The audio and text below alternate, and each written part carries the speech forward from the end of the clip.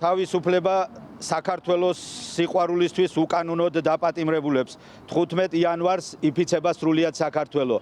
მოუწოდებთ საზოგადოებას, რომ ყველა სანამ თქვენთანაც დაიჩოქებს ეს უბედურება, პრინციპში უბედურებათაც არ ვთვლი, იმიტომ რომ ჩვენ ყველა ამაყები ვართ ჩვენი შვილებით. აბსოლუტურად ყველა დედას ერთი და იგივე იდენტური გრძნობა გვაქვს. ამაყები ვართ. ჩვენ შვილებს არაფერი დაუშავებიათ. მოუწოდებ ეგრეთ წოდებულ მთავრობას დედების რისხვის ეშინოდეთ.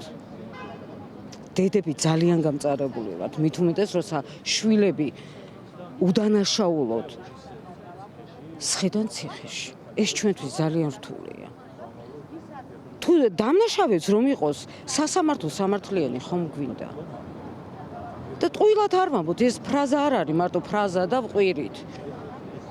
არ არის სამართალი, არ არის მშვიდობა. ამიტომ ჩვენ გვინდა მშვიდობა. მთელი ქვეყნისთვის.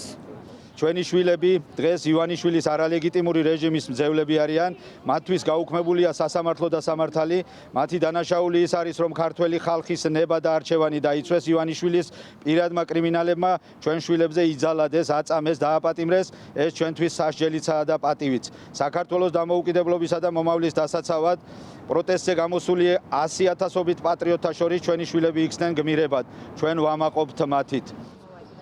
ერთი შვილი ყველა შვილია და ერთიანობაში ყველა რო გავაპროტესტებთ, ყველა რო მივიღებთ ამ ზომას, ფორმა ექნება და ჩვენი შვილების თავისუფლებაც იქნება და უფრო წინსვლა იქნება ამით.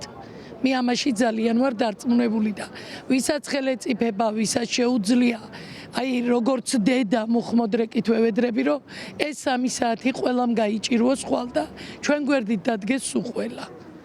დიდი თხოვნა მექნება ამისი და მუდარა. ჩვენს რაც შეგვიძლია აქედან ვიბრძვით და ვიქნებით ყველგან და ყველგან მივალ და ჩვენი ხმა იქნება.